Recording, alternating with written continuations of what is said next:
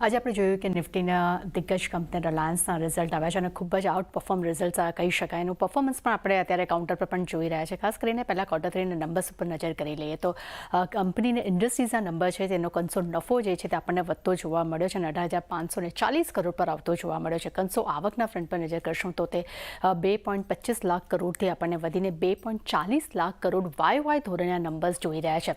એબિટાના ફ્રન્ટ્સ પર નજર કરશું ત્યાં પણ શાનદાર નંબર જોવા મળ્યા છે અને 43,789 કરોડ પર આપણને કંસો એબિટાના નંબર્સ આવતા જોવા મળ્યા છે. માર્જિનના ફ્રન્ટ પર નજર કરશું ત્યાં આપણને ઉછાળો જોવા મળ્યો છે. 18.1%થી વધીને 18.3% પર આપણને વાય ધોરણે માર્જિન્સ આવતા જોવા મળ્યા છે. પરંતુ તેમનો જે બીજો બિઝનેસ જે છે તે O2Cનો જે બિઝનેસ છે તેના આવકના ફ્રન્ટ પર નજર કરશું ત્યાં પણ નંબર્સ પોઝિટિવ છે. તે પણ આપણને 1.39 લાખ કરોડ પર આપણને નંબર્સ આવતા જોવા મળ્યા છે. એબિટાના ફ્રન્ટ પર નજર કરશું ત્યાં પણ ઉછાળો છે. 14,402 કરોડ પર આપણને એબિટાસના નંબર્સ આવતા જોવા મળ્યા છે. પરંતુ અહીંયા માર્જિન્સમાં આપણને એક મામૂલી એવું દબાણ જોવા મળ્યું છે. તે 10%થી ઘટીને વાય ધોરણે આપણને 9.6% પર આપણને માર્જિન્સ આવતા જોવા મળ્યા છે. તેમના ઓઇલ એન્ડ ગેસ બિઝનેસ જે છે તેની આવકના ફ્રન્ટ પર નજર કરશું ત્યાં આપણને દબાણ જોવા મળ્યું છે. તે 6,719 કરોડથી ઘટીને આપણને 6,370 કરોડ પર વાય ધોરણે આ નંબર્સ આવતો જોવા મળ્યો છે. એબિટાના ફ્રન્ટ્સ પર પણ ત્યાં ઘટાડો છે. 5,804 કરોડથી ઘટીને 5,565 કરોડ પર વાય ધોરણે નંબર્સ આવ્યા છે. તેના માર્જિન્સ પર નજર કરશું તે માર્જિન્સ આપણને પોઝિટિવ જોવા મળે છે. 86.4%થી વધીને 87.4% પર આપણને માર્જિન જે છે તે આવતા જોવા મળ્યા છે. રિટેલ બિઝનેસ પર ખાસ નજર કરવાની રહેશે તો રિટેલ બિઝનેસની આવક જે છે આપણને ખૂબ જ પોઝિટિવ જોવા મળી છે. 90,351 કરોડ પર વાય ધોરણે નંબર્સ આવતો જોવા મળ્યો છે. એબિટાના નંબર્સ પર નજર કરશું ત્યાં પણ ઉછાળો છે. 6,271 કરોડથી વધીને 6,840 કરોડ પર આપણને રિટેલ એબિટાના નંબર્સ આવતા જોવા મળ્યા છે. પરંતુ માર્જિન જે છે તે યથાવત છે 7.6% પર વાય ધોરણે.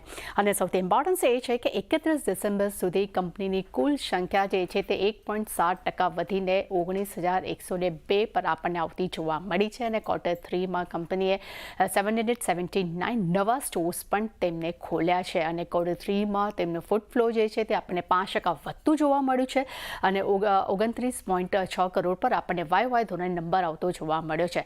જીઓ બિઝનેસના ફ્રન્ટ પર નજર કરશું ખૂબ જ પોઝિટિવ નંબર્સ અહીંયા પણ જોવા મળ્યો છે. નફો જે છે તે 5,208 કરોડથી વધીને 6,487 કરોડ પર આપણને આવતો જોવા મળ્યો છે. આવકના ફ્રન્ટ પર નજર કરશું ત્યાં પણ ઉછાળો છે. 29,307 કરોડ પર આપણને તેમની આવક આવતી જોવા મળી છે. જીઓના એબિટા પર નજર કરીએ ત્યાં પણ ઉછાળો છે. 15,478 કરોડ પર આપણને એબિટાસના નંબર્સ જોવા મળ્યા છે.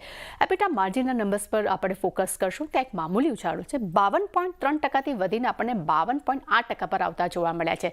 સૌથી ઇમ્પોર્ટન્ટ છે આરપુ પર નજર કરશું ત્યાં આપણને સારા એવા પોઝિટિવ નંબર્સ જોવા મળ્યા છે. 181.70થી વધીને આપણને 203.30 પર આપણને વાય ધોરણે આરપુ જોવા મળ્યું છે જેનું એક પોઝિટિવ ઇમ્પેક્ટ અહીંયા જોવા મળ્યું છે.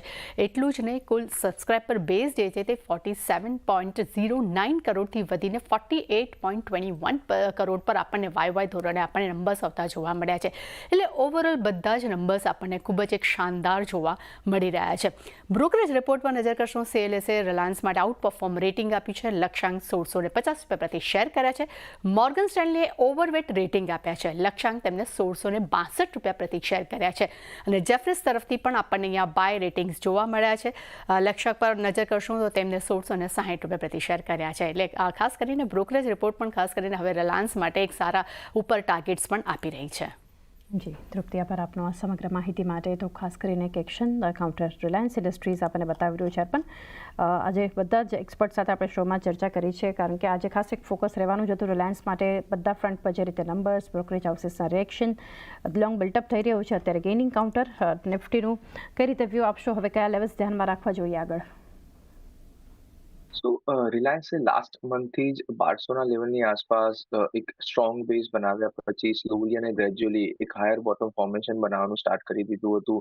ઓલ્ધો રિસેન્ટલી જે એના સ્વિંગ હાઈ હતા 1334, એ 1334ના લેવલને હજુ પણ એને ક્રોસ નથી કર્યા. બટ જે નીચેના લેવલથી 1213, 1225, 1230 એમ કરીને સ્લોલી અને ગ્રેજ્યુઅલી હાયર બોટમ ફોર્મેશન બનાવવાનું સ્ટાર્ટ કર્યું હતું, વિચ વોઝ એન ઇન્ડિકેશન કે આ સ્ટોક એક ઉપરની સાઈડ પર અપસાઇડ મોમેન્ટમ સ્ટાર્ટ કરવા જઈ રહ્યો છે અને ડાઉનસાઇડ જે લેવલ જે છે બહુ લિમિટેડ છે.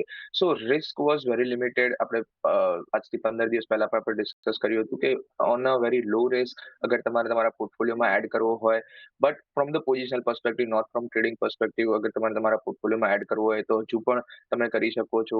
જો કરંટ લેવલથી થોડા પુલબેક પણ આવે છે ટુવર્ડ્સ 1280 કાઇન્ડ ઓફ લેવલ સુધી, અગર જો તમને પુલબેક જોવા મળે છે તો એ વખતે તમે ફર્ધર એડિશન કરી શકો છો.